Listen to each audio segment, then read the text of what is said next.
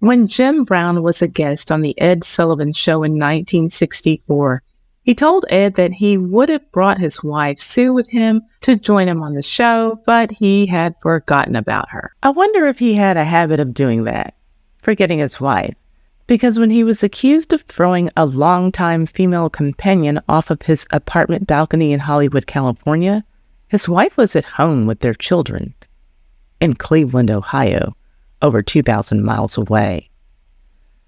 Jim Brown was a legendary fullback for the Cleveland Browns. When he died on May 18, 2023, he left his family, friends, and fans behind to mourn and celebrate his NFL and acting careers and his civil rights activism. Those things were his legacy. Hef was such a gracious person. Misunderstood because of the sexuality, the belief in free sex and the Playboy magazine, and very real about sex and sexuality. So, I was up to Mansion all the time. But I gave him the President's Award from the NAACP because 2 years in a row, his Bunny of the Year was African American. And I wanted to call attention to that because I don't know how in the heck you could have an African American be the Bunny of the Year 2 years in a row. So he was my recipient of the President's Award for fighting discrimination. There's that outstanding activism. Thank you for fighting for the rights of Black women to be able to show our naked booties too. Power to the people, Jim. Again, these things were his legacy. But so is this, a long list of accusations of abuse of women that dates back to the 1960s. Spoiler alert, he never gets found guilty. Let's get into it. But first, if you like these videos about the most scandalous people from yesteryear who make Ty's hot mess history a time capsule for the culture, subscribe and hit the notification bell so that you can know every time that I upload one of these videos or every time that I live stream. And hit that like button to support this video. Thank you. Now, on to why you are here. In 1965, Jim Brown was accused of assault and battery against an 18-year-old named Brenda Ayers. She claimed that on June 19th of that year, he beat her at an East Side Cleveland motel. She said that he slapped her several times in her face and on her body and squeezed her arms and legs. She was treated for bruises at St. Luke's Hospital. Brown's only comment after being charged was, quote, "I am not that small that I have to beat up a girl," end quote. Brenda also accused Jim of multiple crimes of a sexual nature, but I will go into those details on Patreon as that content is not appropriate for YouTube. A number of the accusations against Jim Brown do involve forced sex coupled with violence.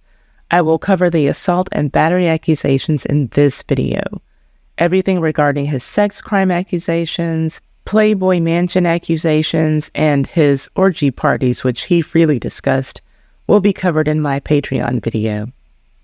At the time of the Brenda Ayers accusations, when she was 18, Jim was 29. He always had a thing for much younger women, and you'll see that as time passed, the ages of his alleged victims were pretty low, 25 years and younger for the most part. And of course, Jim's age increased as time went on. And it was not by coincidence that he ended up with young women as sexual partners, whether those women were allowed the opportunity to give consent or not. Here's what he told Out of Bounds when he was 53 years old, quote, "Physically, between a young girl and an old one, there is no contest. I don't like being told what I'm supposed to want. For instance, I prefer girls who are young. My lady right now is 19, end quote. Two more charming quotes from him regarding the ages of women he wanted to screw. "When I eat a peach, I don't want it overripe. I want that peach when it's peaking." And he told Sports Illustrated, quote, "I mess with young women. I know it's bad, but I'm bad," end quote. Well, at least he was self-aware to an extent. But back to his list of accusations. In June of 1968, There's another young woman and another set of accusations. June again. This time it was June 9th. I don't know if you caught it, but the incident with Brenda Ayers was on June 19th. That's just an observation, but you'll see that 3 women accused him of assaulting them in June. The 1968 alleged victim's name is Ava Marie Bonchen. At the time of the incident, she was 22 and Jim Brown was 32. This time the charge was assault with intent to murder. Ava was the daughter of a Jamaican diplomat and a German woman. She was a model who was taking advantage of the fact that the flavor of the moment was black women with a little something extra in the mix. Her agents described her as looking, quote, like a Negro with an Oriental strain. Well, by the time she was wheeled out of Jim's apartment complex, she wouldn't be top priority for any modeling agency because of how badly her face was beat. He was arrested on a Sunday after his neighbors reported that they heard a loud fight in his apartment in West Hollywood. By the way, the reported assault against Brenda also happened on a Sunday. Jim thought on Sundays, and these are his words, that he was a god, that nobody could hurt him, nobody could touch him, nobody was better. And he proved it every Sunday. Anyway, back to 1968 and Ava Marie. When police arrived at the scene, they found her unconscious and injured beneath his second-floor balcony. The doctors who treated Ava Marie said that she had cuts and bruises on her head, mouth, and cheeks, and a dislocated shoulder. The police officers reported finding bloodstains on the wall, rug, bed, and a towel in the apartment. And a 5-inch patch of her hair was found on the floor, as well as other fragments of her hair that were found on the bed and floor. Always playing the role of the poor little black man, Jim didn't have an answer for why blood was all over his apartment, and there was a woman with a beat-up face and dislocated shoulder who appeared to have been thrown from his balcony. His only response was that the man was trying to bring him down because he was black. He said, quote, "You big white cops in your goddamn system, everything is against the Negroes. In order to get in, you're going to have to shoot me first." End quote. During the investigation of that crime scene, Jim Brown struck a second victim, one of the officers who responded to the call, John Texeria. He weighed in at 165 pounds compared to Jim's 228 pounds. When John attempted to enter the apartment, Jim, quote, knocked him 7 feet with the swing of his left arm, earning a battery against a police officer charge, which was a felony. Jim's attorney, of course, did what he was hired to do and said that Jim Brown was completely innocent and in no way injured Ava. But no one had an explanation for how she was beaten so badly or how blood happened to appear all over Jim's apartment. By the way, at this time in his life, while Jim was entertaining women in his Hollywood apartment, he was married with kids. Some sources say 2 kids. When the Sacramento Bee reported on this story on June 11, 1968, it was written that he had 3 kids who were all living with his wife in Cleveland. After she had time to heal from the incident, her modeling asking price soared because of the publicity she gained from that day.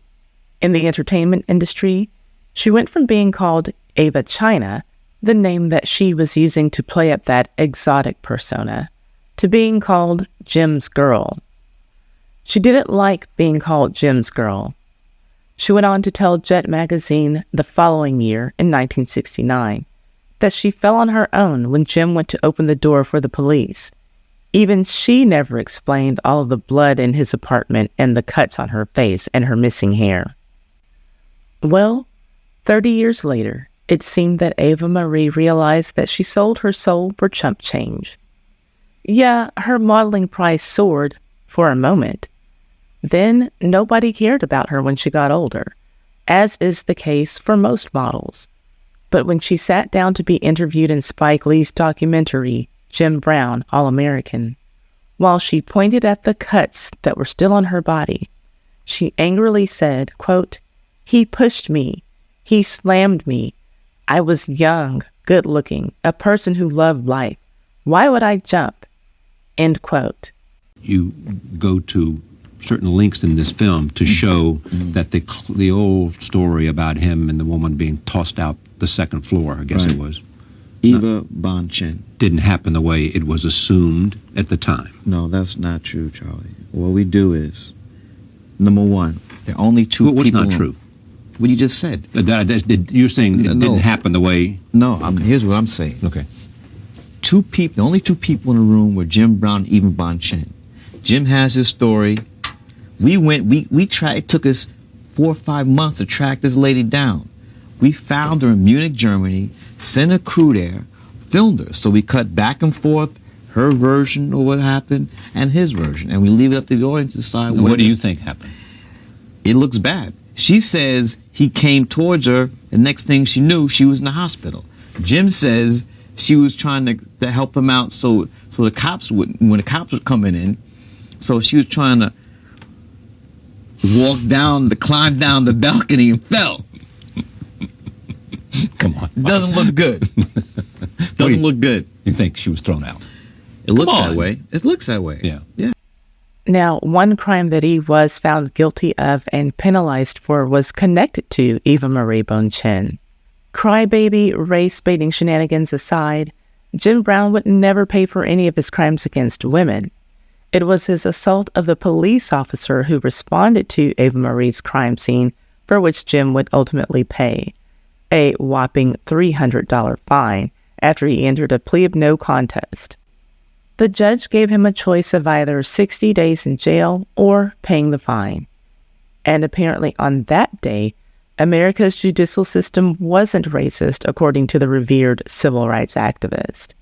His quote in the Portland Press was, "I'm glad this is all over. I think the judge did what he felt was right. We must have faith in our judges. Our judicial system is the greatest in the world." What a change of heart. He was also found to be at fault for one more crime related to a woman, but it wasn't for a crime against a woman. It was for a crime committed against a car, the vandalism of his wife's car in 1999. I should make this point. Originally, Jim Brown was going to be with us. Yes. He can't be with us because Right. he's In the Huskow. in the Huskow Ventura County Jail, I think it is. jail. Right. Yeah, he's serving 6 months. Right. Because he refused to undergo counseling. And He refused to what? pick up garbage on the highway. Make good work or something. Well, the judge felt that the best way to utilize Jim Brown's resources is to pick up garbage on the highway. And Jim is a very proud person, and he felt to be dehumanizing to do that. So he said, "I'm not doing that, and I'd rather Take the time. so he's taking 6 months. That doesn't surprise you at all, does it? It does not. It's consistent with his character.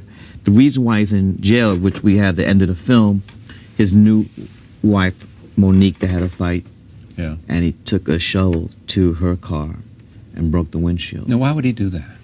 He was mad. But we'll get to that in part 2. As well as the one charge that a woman brought against him that I believe was likely false. Also, we'll talk about Jim Brown's rather ironic comment about O.J. Simpson. Tell me about the Playboy Mansion. Are you always at the Playboy Mansion? A lot of the time at the Playboy Mansion? Yes, I'm there a lot of the time. No, I've never been there. Well, first of all, let me tell you about the Playboy Mansion. Hugh Hefner is a tremendous man. He's an innovator. He's Oh yeah, but created get new- to the good stuff. Yeah, well, the girls, all right. The jacuzzi, you cannot lock the door. There's always a lot of beautiful girls. There's always a lot of celebrities. There's a lot of birds and animals. And there's a tennis court and a playroom. And we have access 24 hours a day. But Unbelievable. but is it Is it like you think it is? yeah? I mean, it could be. But I mean, has it been? Have you ever gone home from that place saying to yourself, "Oh my God"? Yes. And we'll get into that on Patreon. There's another man who has a history of abusing women who practically shares Jim Brown's name, James Brown. He was said to have been very abusive to Tammy Tyrell when she was only 17, before she became the big name in Motown as Marvin Gaye's singing partner. I published a video about that story that you can see here. I will also leave a link to it in the description box. I will list all of my sources on part 2 of this video. This video has been brought to you by me. Well, my Patreon is a sponsor for this video. If you like these dirty scandals on my channel, then you'll love my Patreon, Ty's Too Hot Hot Mess History. It has all of the stuff that I can't talk about or show here because it's just too hot, too violent, too sexual, too graphic, too much. Come and join us there for the hot Mess History. The link is in the description box.